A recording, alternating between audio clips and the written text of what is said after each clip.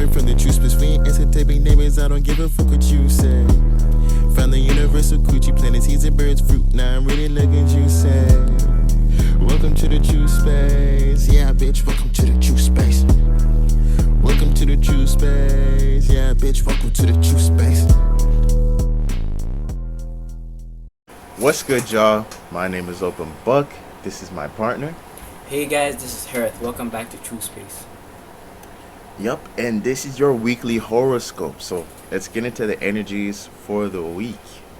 Looking at Monday, October 31st, we have the Sun and Venus in Scorpio making a conjunction with the South Node in Scorpio. How do you think this conjunction's gonna hit everybody? So Scorpio season is all about transforming our hidden vulnerabilities. But when we have the Sun Venus conjunct the South Node in Scorpio, which the South Node been there for a while, this is the acceleration of the shedding of our toxins, waste, shedding of our skin, so we could transform much more quicker under the opposition of the North Node Uranus in Taurus, knowing the fact that everything around us is getting physically destroyed. We're getting pushed to an environment that we have to be highly sensitive to the cues, so we have to figure out how to make money and do the right physical things to survive. And the Sun and Venus is providing us with the awareness, what to take action on, what to transform. And Venus is there to make us aware of what could become a form of addiction, but also how to create a sense of a harmony. And now all these are conjuncting the South Node in Scorpio, allowing much more form of acceleration comes to detoxing. Absolutely. The Sun and Venus is adding a lot of light and positivity in terms of forward moving energy to Scorpio, which is very dark, slow type moving type energies. And you're right, just with conjuncted with the South Node, I bet this can even play in. It's funny because we were literally just talking about trauma, but with Scorpio and the South Node, I'm telling you, man, there's a lot of past trauma that has resulted in our vulnerabilities, that has resulted into our defense mechanisms that prevent us, or that keep us in our old ways and prevent us from attaching to or going on our real spiritual path and learning the things that we are supposed to develop within this life, aka opposing the North Node and in Taurus. But with the focus on the South Node, I bet on Monday maybe even you might get a little poke or a little glimpse at that, where maybe it'll be a friendship exchange, or you having to give certain type of emotions because Venus is involved and the Sun's there, so it's giving attention to your vulnerabilities, your insecurities that may have stemmed from past situations or your past life, your autopsy, even to past life situations. That is the reasons on why you feel certain defensiveness. That is the reason why you have to protect certain things and not be open to certain vulnerability that allows for transformation to take place. So on Monday, you either might be agitated because you're poked in a sore spot that you may not want to address, or you may have these deep revelations on the traumas that you may have went through and how you can transform them into more positive energy. So yeah, and then that's opposing the North Node and Uranus in Taurus. So how do you think that'll hit? So like all this emotional transformation is gonna lead you to get some form of physical transformation, because eventually when we transform a lot of our feelings and emotion, a lot of all the water signs sextiles earth signs, so that allowed them to see an opportunity to either to practicalize how they feel, but also from the other side allow earth signs to figure out how to become much more fluid and emotionally connect with things. And this is a positive opposition because it leads to our emotional transformation to do some form of practical results, to lead some physical results. It seems like it lead to change too, because we're talking about Uranus, and then the Sun and Uranus are like rivals. You can look at it basically, whereas the Sun is like the rule of the solar system, and then Uranus coming with the rebellion energy and how they oppose each other with Leo and Aquarius. They're like rebels. So Uranus is trying to do something new. It's trying to shake things up, while the sun is trying to maintain or push something forward. You know, it's trying to uphold whatever it's doing, while Uranus is trying to switch it up.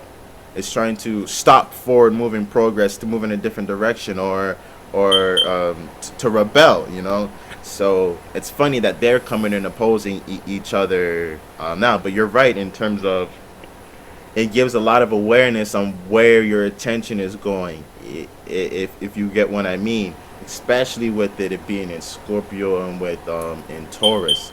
There's the North Node is beckoning, and conjuncting with Uranus and Taurus is beckoning for a new way of looking at value, a new way of going about value in general. So as your insecurities and vulnerabilities are being poked, as you're being implored to transform your emotional state to obtain more emotional security, you're being put into the challenges and the boss battles that it's going to take for you to really bring those emotional transformations, and just like what you were saying, find practicality for them, and incorporate them into the world, into the real life, into your physical senses. But once you deal with certain behind the scenes energy and you're comfortable behind the scenes, there's not things that are influencing you that make you close your vulnerability. So when there's a situation in there, because Taurus a lot of the times deals with trust. So if you have, oh my bad, if you have backed up skeletons in the closet with Scorpio, you're not going to be able to trust with Taurus for something to really be built, for you to trust the value. Imagine if you have trust issues and someone gives you something high valued.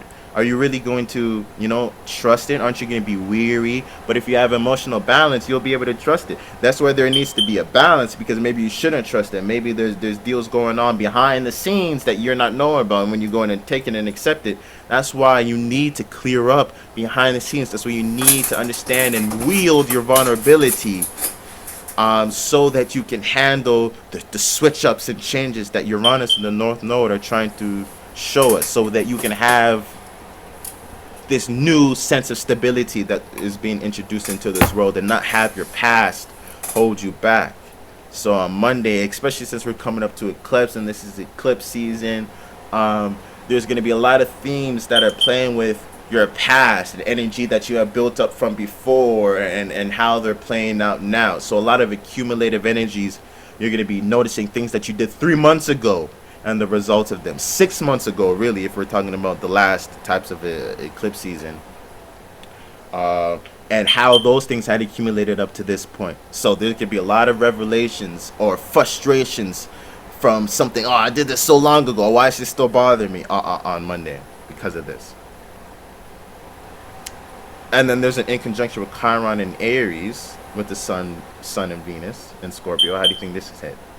This is interesting because when we speak about Scorpio, we speak about like the feminine side of Mars, where we keep all our hidden desires, and when we don't deal with these things properly, when we externalize them out of the masculine side of Mars, Aries, the first house, it looks flunked out. This is how people know like how do you truly feel through your brain and nervous system, and how it connects to like your reproductive organ, the Scorpio, the 8th house. But between all these, the first house and the 8th house Scorpio, there's organs, there's houses, and there's systems. So depending on how correlated and how not correlated they are, that's gonna lead to how that energy gets transmuted and things of that nature. So when it comes to Chiron and Aries, think about like a brain injury or trauma. Your brain does not work properly, and then having all this energy going on with Scorpio, this is you becoming aware of what's happening down there, which creates energy. So now you understand how the energy flowed here, but then you have Chiron here, things cannot get facilitated properly, but that's good. So as you push more energy from down here, this is why it deals with that Kundalini, and they say this with spiritual healing and things of that nature. This is like, it's almost like Scorpio season will force the lock on Chiron to become way more better, to heal itself, because you're becoming aware of the source of energy itself, the feminine side of Mars.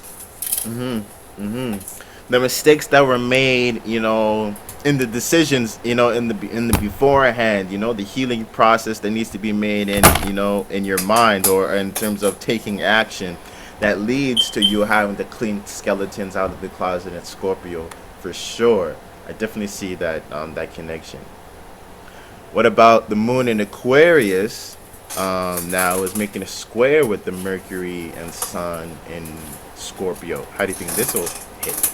So this is gonna make you react towards your make you react in a fixated, rooted way towards your associates, your friends, groups, your ideas, everything dealing with the energy of revolution and like wanting to know or learning in general.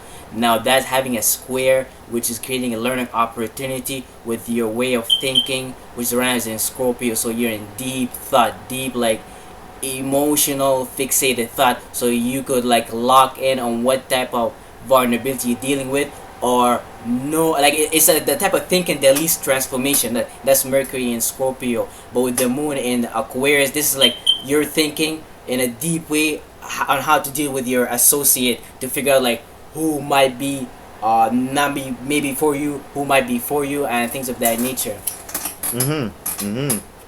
Yeah, there could be real conflict with, say, in terms of your friendship, or your social life, and your feelings and emotions towards your social life, with that square going on with the sun, for sure, and certain information that you're into and how you feel about it. The moon doesn't do too well in Aquarius, which makes sense because Aquarius is pretty distant in terms of it's not into intense connections like that. It's more distant connections. That's why it deals with associates, less with necessarily friends, close friends where you guys will buy a house together or some shit like that, but more so associates that you collect information of, and that you do certain things with. But as we're going through Scorpio, you'll start to see how those affect your levels of vulnerability. And it's funny because Scorpio wants to deepen connections, but you're emotionally responding to what's most logical, to what's most humanitarian. So there's a friction because you're trying to deepen your connections. But it's, why can't you deepen your connections with your humanitarian purposes, or with your associates? What are you associating on that is preventing you from deepening certain levels of connections? So the moon right now is probably really trying to expose a lot of things that are behind the scenes. I look at Aquarius and Scorpio both have that detective energy. Virgo's in the mix too. But Aquarius would do things, especially when moon in Aquarius. I think there's a tarot card for it too. I think it's the 5 of Swords or 7 of Swords. Probably, yeah, one of them, where he's stealing swords from another camp. So came in the nighttime to go and steal swords from other people, which just means using the cover of night. This is why Aquarius moons, a lot of the times, they let you believe they know more than what they put on, but they hide that. They don't show you how much that they know, if you get what I mean. So with the moon in Aquarius, you could be dealing with information that is being withheld for you, or information that is a little bit more subtle. And while Scorpio's trying to be intense and create deeper connections, it may not notice the subtle emotions that are reflected within the logic, or how people think, or within your social groups. For sure. And then Mars is in Gemini, going into retrograde, squaring Jupiter in Pisces in retrograde. How do you think this will hit? So we're gonna probably revisit a lot of what we're arguing about, a lot of things we're passionate about when it comes to communicate, when it comes to developing our the early part of education. So the retrogression is gonna make us go back in these and look them over, look about the way we express ourselves when it comes to communication, whether we're too aggressive, and learn how not to be so attached to that Gemini communicative aspect, and learn how just to go with the flow and not allow it to make us aggressive. And that's where with Jupiter is us going through that learning opportunities, that's gonna make us learn to separate our subconscious mind. How does it feel as this action and passion being put into our communication. So when people start arguing, we know that our mind been through enough experiences that we know how to control it and things of that nature. But that bleeds into Jupiter going into Aries, because the more we could expand our subconscious mind, the better we have control of our brain and nervous system, aka our ability to give birth to vision and imagination. But that leads to us first understanding all the chatter that's going on with Mars and Gemini. So that's the opportunity for it. Yeah. Absolutely. Mars and Gemini is like the getting of information, while Jupiter and Pisces is the processing of everything.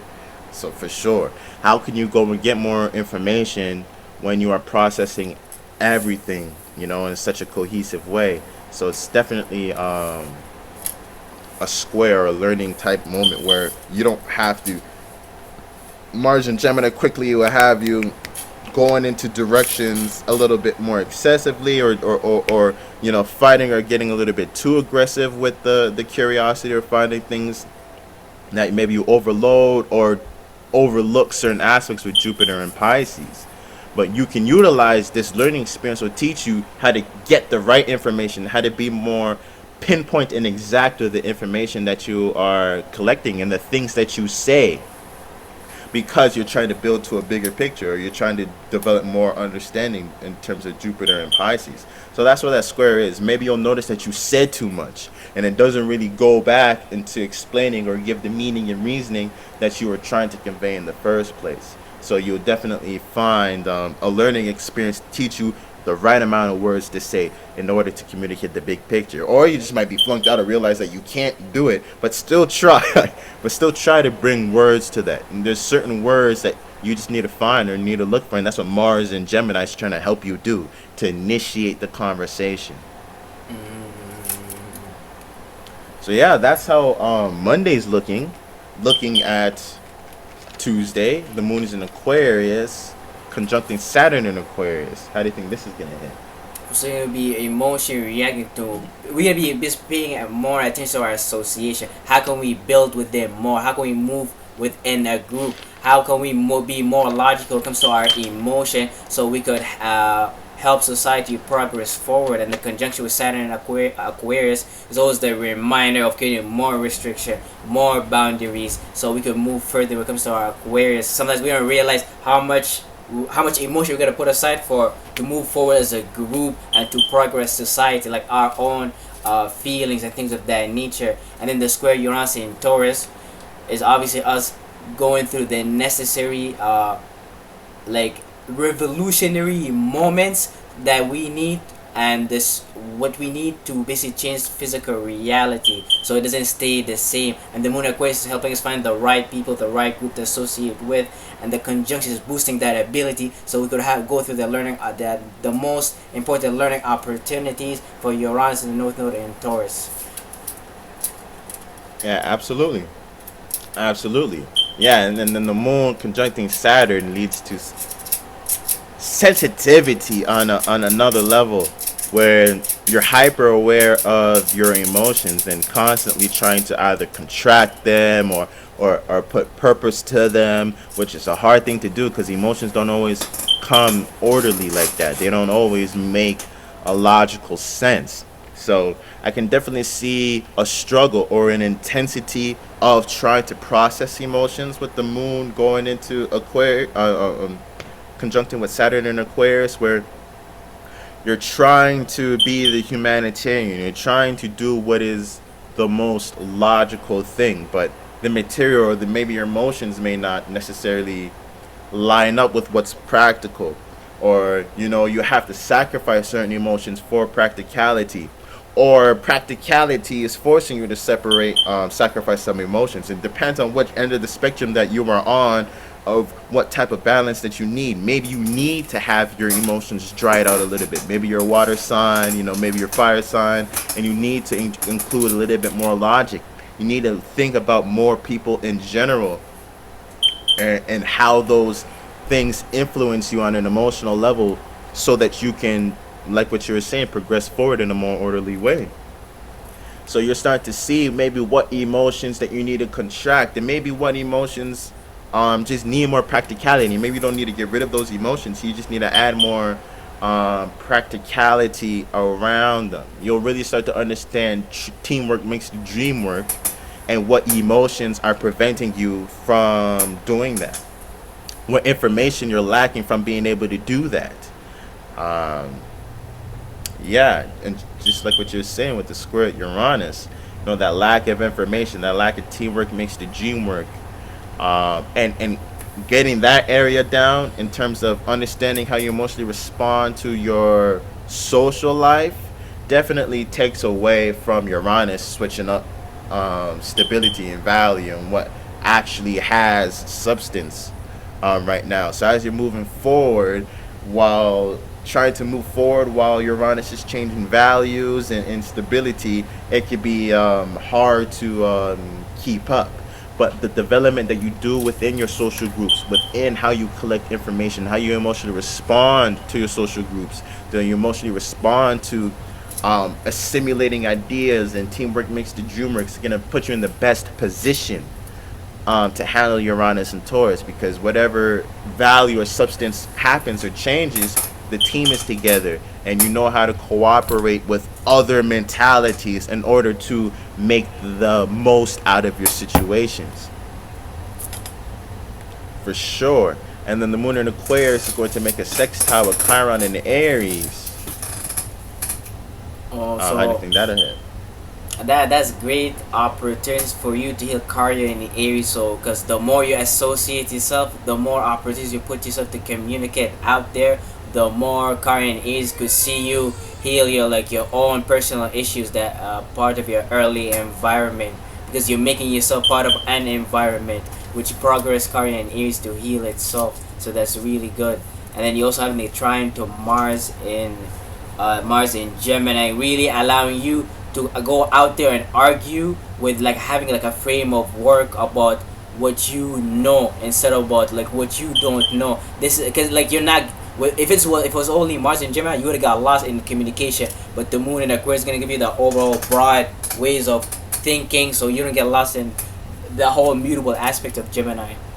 And if you're around like-minded people, in terms of you've been understanding, getting with Saturn and Aquarius, teamwork makes dream work, and you're establishing, functionality within, your information gathering and within your associates. Mars and Gemini will lead to, we could talk about this forever. We can get the gift of gab and talk about this forever and really generate a lot of ideas. Because we're on the same page, or I can express my emotions to certain people or about specific things, or what I feel about is truth because of the seeds that I have planted. Or you may, Mars and Gemini may lead to or that trine may lead to over talking, and maybe it might start to expose that you're not on the same mental level as those who are around you.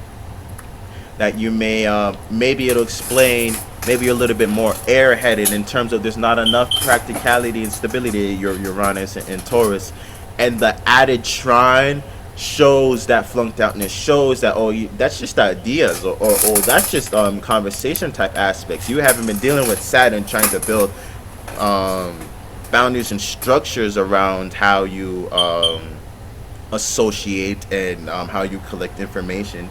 That you've kind of just been self-sacrificing, getting lost in the crowd type deal. That's Aquarius in its negative sense. It forgets about itself and goes with what's most logical or what's most agreeable at the time. So you don't want to get into that energy with Mars and Mars and Gemini would just go da da da da da da or whatever. So you could go da da da da and it'd be positive, but it depends on how you're dealing with this Aquarius energy on Tuesday. And yeah, that's Tuesday. Looking at Wednesday, we have the moon in Pisces trining Mercury, the sun, and Venus in Scorpio. How do you think this will hit?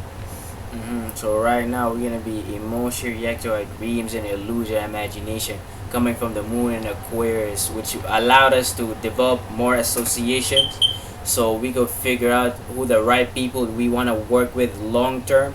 Then we're gonna take all those people, those ideas that we done from the moon in Aquarius, and then go to the moon and Pisces. to really see how far can we stretch that dream with the people that we found so far. And that trine with the sun, Mercury, and Venus is gonna allow us to penetrate deeply into what dreams and illusion we want to hold on to, and which one do we want to not hold on to through power, through transformation and power and control. But like this is a great time to escape, really, depending on if you did the right thing. Comes to transformation, comes to when was it, the new moon. But if you didn't do what you need to do in the new moon while it's in Scorpio, now you're gonna be like the moon in Pisces. This is you just running away or escaping from reality. And with Sun in Scorpio, you're gonna do it so deep you won't even notice it. Absolutely. Absolutely. When the moon was in Aquarius, squaring the sun, you get to expose a lot of the ideas and mentalities that you have that may be preventing you from initiating deeper connections and transforming certain ideas, whether it be your associates, the information that you have gathered, and how you interact with people in a general sense with your social life may prevent from real deep connection from being established. But it could. And it was that learning experience of how you can deal with multiple people, but yet still have it. That doesn't mean can deeply connect with everybody or with everything, but you knowing how to traverse through that without having to use your stinger, without having to defend your vulnerabilities. You can be an individual or have your deep connections, but still interact in situations where they're more distant, or still be able to utilize more logic, even though you are in a deep emotional state. When you're able to do that, and that's the square, in order to maintain your logic and forward thinking, and what everybody else, the factors that everybody else include, while you're trying to establish deep connections, that's a hard thing to do. While you're trying to be open with vulnerability, it's a hard thing to balance. But that's the learning experience that Aquarius presents us. So with the trine and Pisces, depending on how we handle that energy, it's hypersensitivity. So just like Harold was saying, it can lead to escapism energy, or it can lead to some really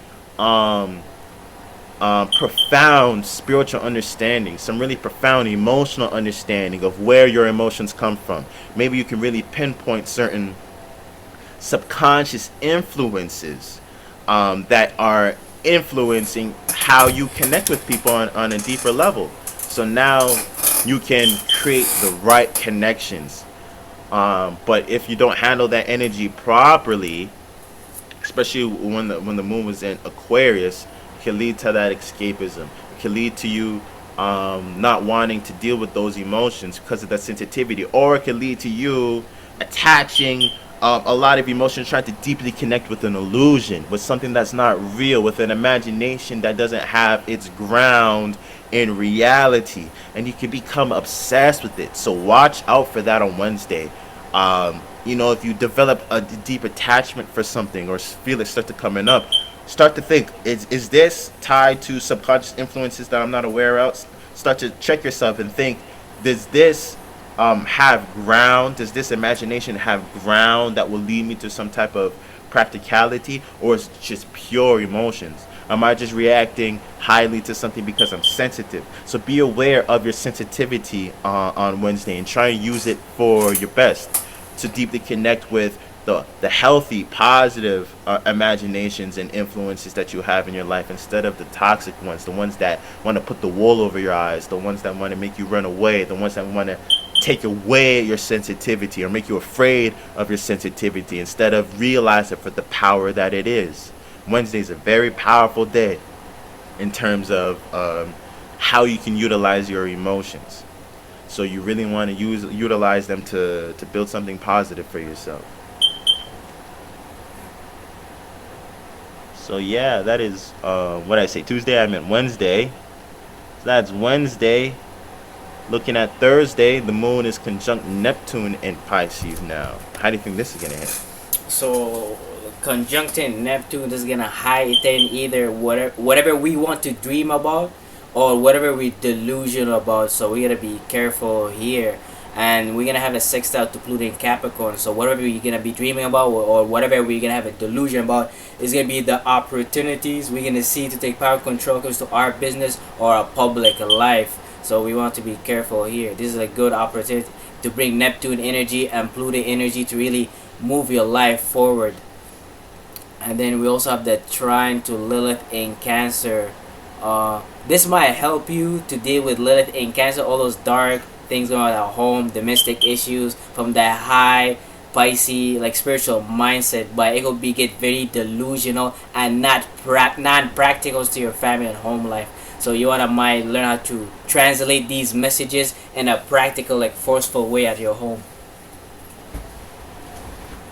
Yeah, I get what you mean. Especially with the Piscean energy, with the Moon and Neptune, it could really lead to more escapism. Maybe you can create imagination or a delusion around your deeper emotions that prevents you from really uncovering them, or putting them in a healthier aspect, or expressing them in a healthier aspect. That being said, it can also help you come up with the creativity and imagination to come up with new ideas of how you can organize that in your mind, within your energy, to utilize those negative aspects in the most positive way. How you can see how you can transmute that energy to something positive. This is the energy that Pisces has. Pisces can turn anything into anything. It really has that real magician power. So you may be exposed, especially with the conjunction to Neptune. And I'm telling you, it's going to be highly sensitive. Like, this eclipse season is no joke. We're getting that dose of water for real. Especially with that conjunction with Neptune, such a emotionally responding to your subconscious beliefs too. So just like what we were talking about before with on Wednesday, when you're dealing with this hypersensitivity. This hypersensitivity is really subject to influence. So you really should check your belief system, because you can utilize this energy to make the most out of your beliefs. You can imagine things based off of what you believe and what you know to be true, or the beliefs that you hold deep and close to you, and really utilize this creative energy to bring them into fruition, to bring more creativity, more surrealism, more lucidity into your reality, while sextiling with Pluto and Capricorn. So it's just like what you're saying, it's really challenging you to use your creativity and emotional energy in practical ways and structural ways, where it's actually kind of forcing you to do it, because Pluto's so intense.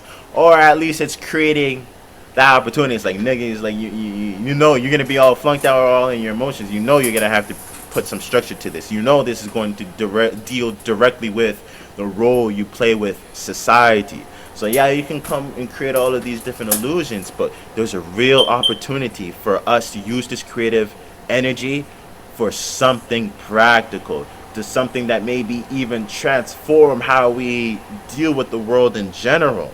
So the energy is very potent leading up to this lunar eclipse, which is crazy. Or is it lunar? Yeah, it's a lunar eclipse. So really be aware of the subtle aspects, especially on Wednesday and Thursday.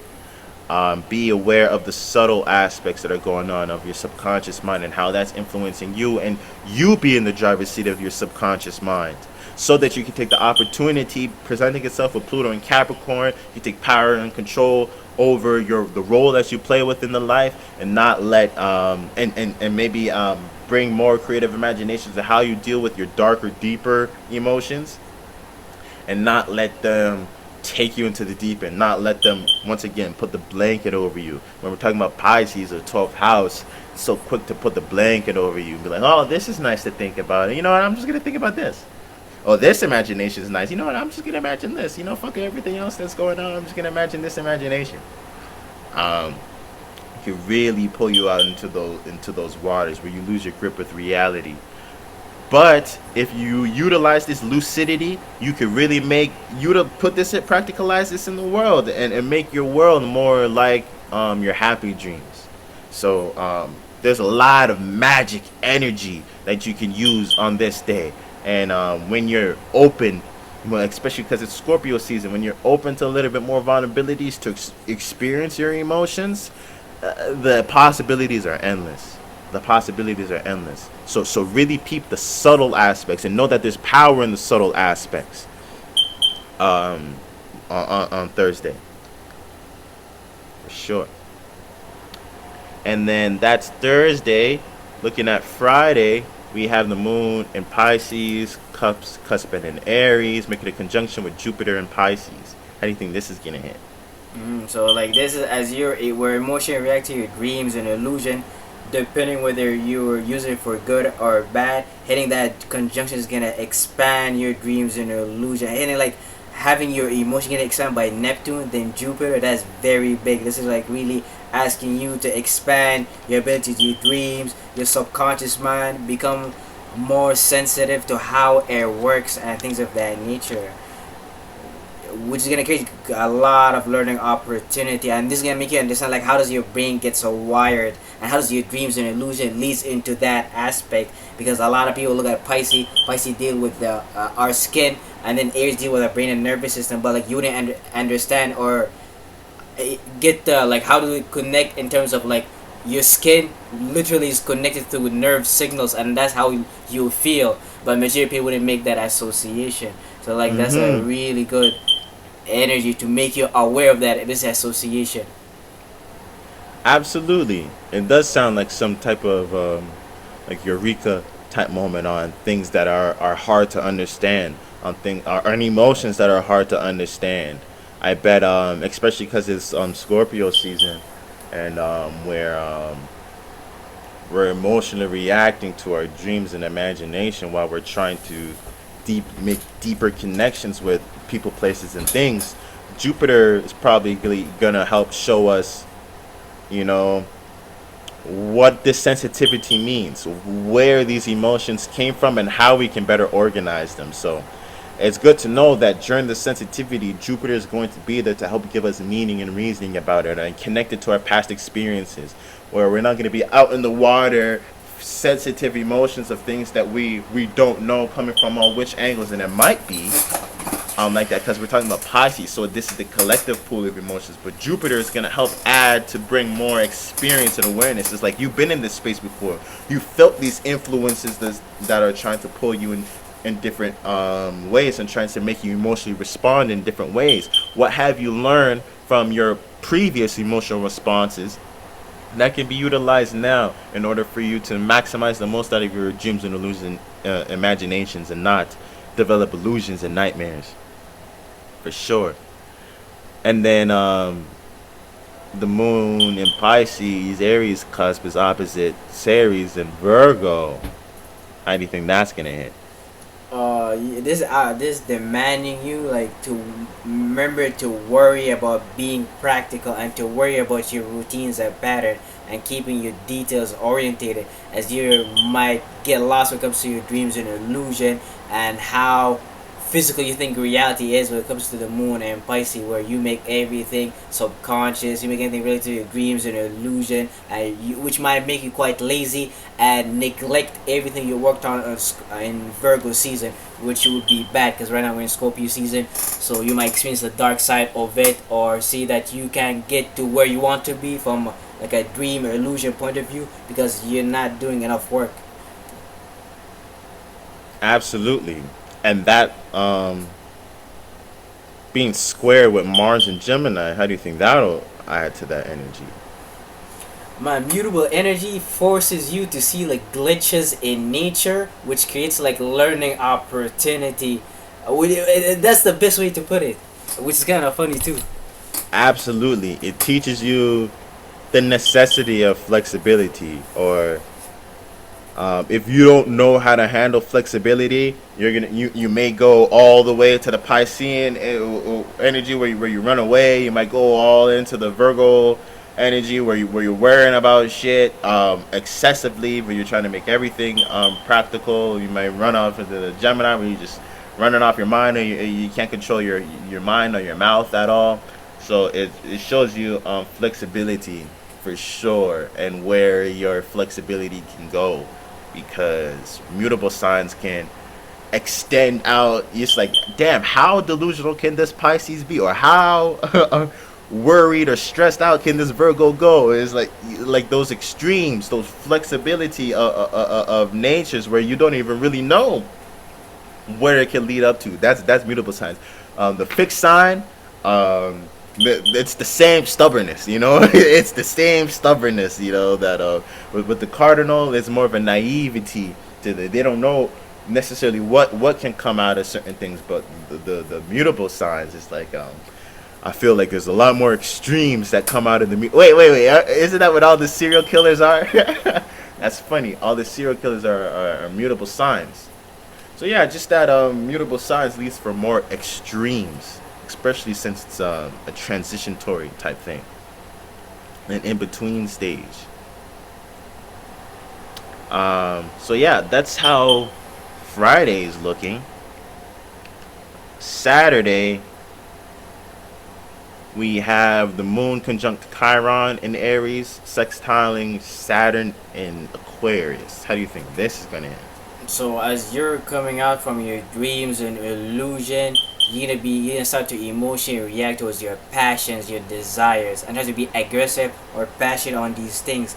But as you're emotionally reacting to these things, you're gonna conjunct Chiron, which is gonna create the necessarily learning opportunities that you need, so you rewire your brain and nervous system, so you can see yourself much more better. The more you kind of make mistakes with Chiron and Aries, the more you get to see how you could fix that. And you having the sextile to Saturn in Aquarius is allowing you to see like the opportunity with your associate and the groups you've been building with, since we're coming in from like the moon in Aquarius, so you should have these people right ready.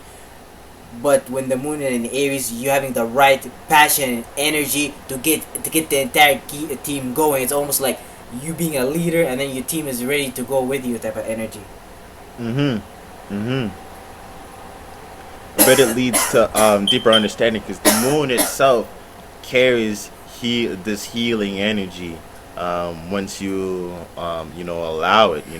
Once you're open to your emotions is what's going to be able to heal your body. So the better you regulate your emotions or understand where the moon is, the more healing energy you're going to be able to draw on. So yeah, going on with Chiron, and you emotionally responding to your passions, dreams, and desires will allow you to understand what mistakes that you had made and where you went wrong, and how you can better correct those areas, for sure. Which is creating, and once you heal yourself and the ideas of yourself and your own passion and desires, and you're not aggressive, Saturn in Aquarius is so much there, because Saturn, especially Aquarius energy, Aquarius is waiting for you to get active. It's like, what's up, nigga?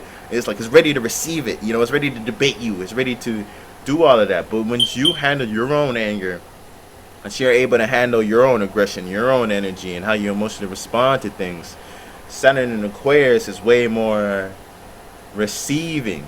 It's like Saturn in Aquarius, for example. Aquarius would hype up Aries to go and jump off a bridge or something like that. But and then Aries in its hyped up thing be like, Aquarius called it a bitch or something like that. Aries will go and jump off the cliff, and then Aquarius only did it to see if it can make Aries do it. That type of energy where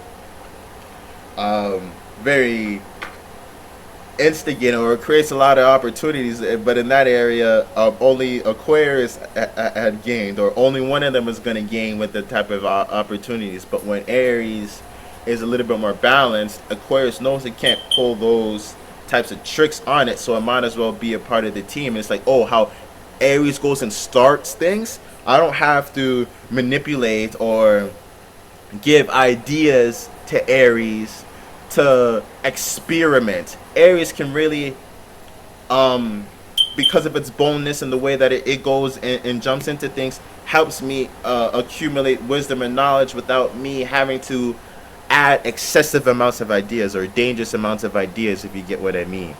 Where it lets Aries shows you how much power you can put into the ideas that you already have, and it's like, oh shit, I didn't realize, like, aka when you get more personal power and energy, the projects and things that you are already doing, you realize, oh yeah, I can really go and do this. Once you establish your own passions and desires, and you have better emotional reactions to your own passions and desires, it's like, oh yeah, oh, what about the teamwork that I can do? It's not as frustrating for you to go and blend with other people or to progress ideas that you had already started. Once you get that under check, for sure. And then Mars in Gemini will inconjunct Venus, the South Node, the Sun, and Mercury in Scorpio. How do you think this is gonna hit?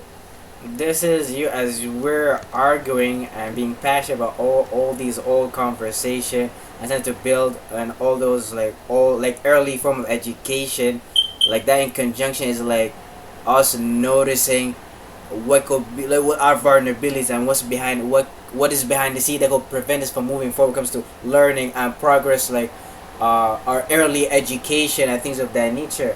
But it's very good because it will provoke transformation.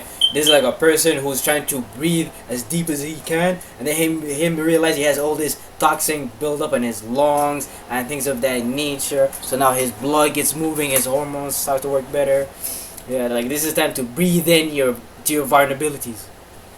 Absolutely. And just like how you won't be able to get the oxygen through the breathing to your lungs or wherever it needs to go throughout the body because of the deep congestion and the lack of detox and getting rid of waste, with the dealing with the Scorpio energy, for sure.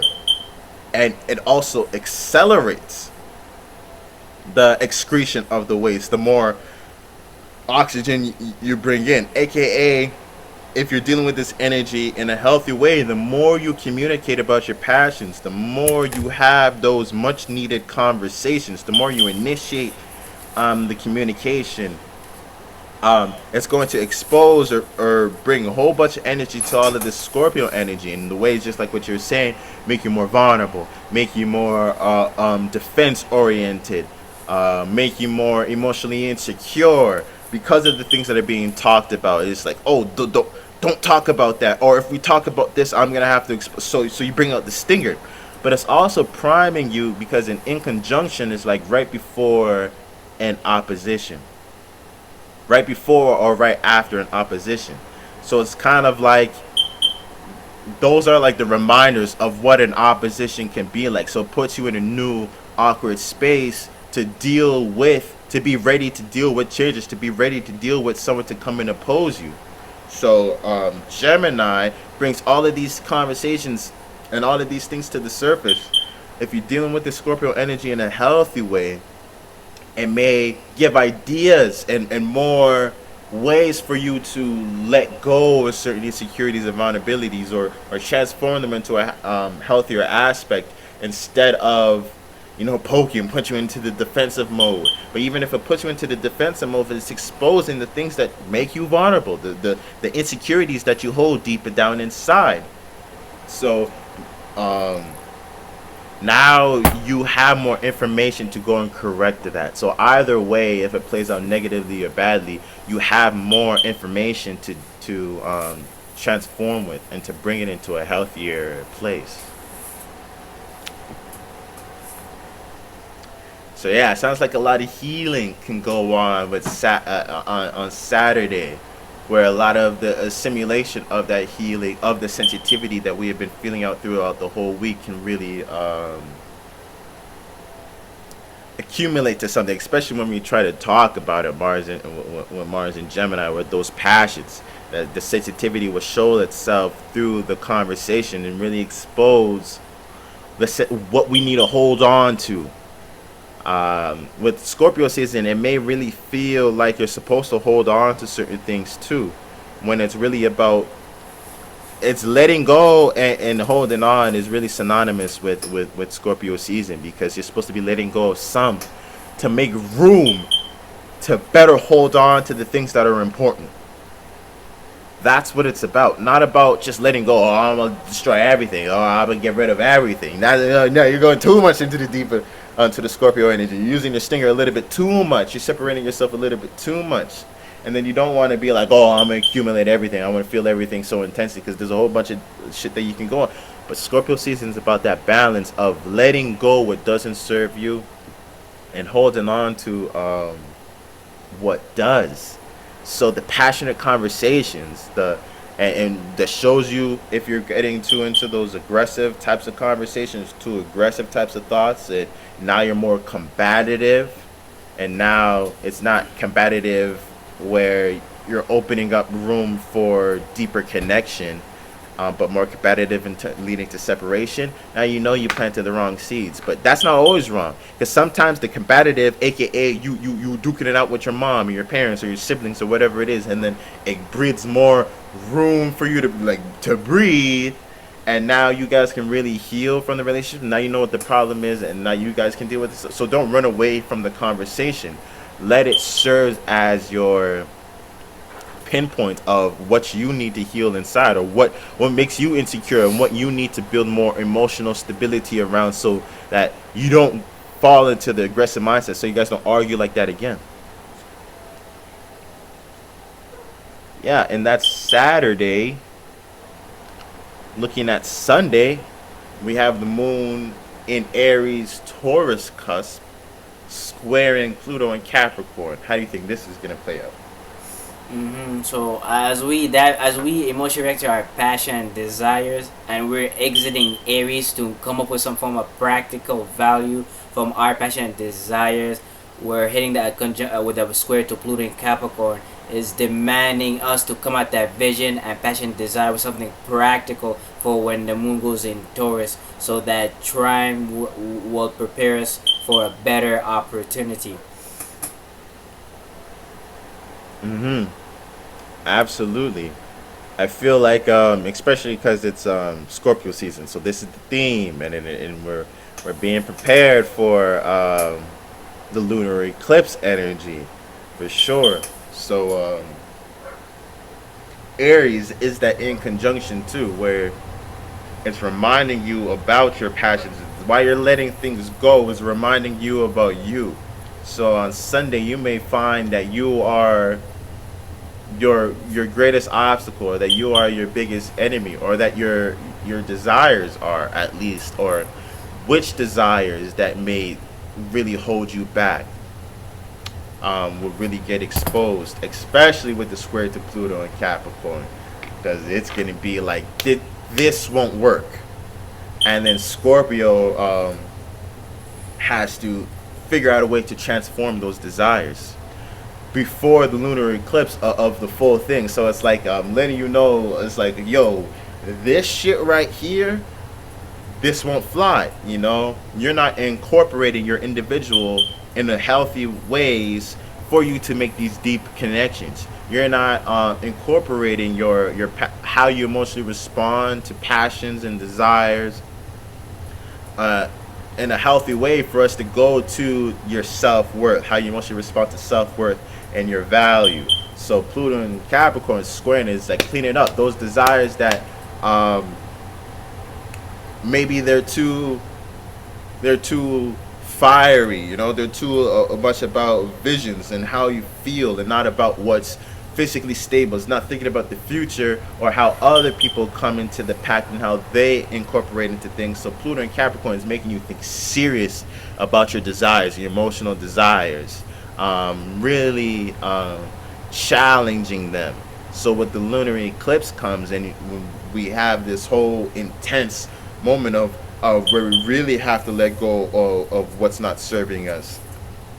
You already have an idea of the oppositions that's going to come. It's the extra push, so you don't hold back and manifest a full moon moment. This is Pluto coming in clutch, really trying to have us remind us of the sincerity of this energy, so that we don't go flying off the rails on the eclipse, in terms of being so defensive on what we do have value, or trying to really aggressively find our self-worth, and getting lost into that. We need more substance for us to feel self-worth, for us to transform energy, when you can really do it with nothing. That's that full moon. It's like, oh, I need this, or else I won't be able to transform this energy. That's Scorpio opposing Taurus. I won't be able to do this, or how can I feel safe when I don't have this? You know, that's not the energy that you want. So that square in Capricorn is really showing you how it starts with you and how you emotionally respond to things to heal that. So, oh, maybe I'm coming in a little too hot. There's not enough practicality. That doesn't necessarily.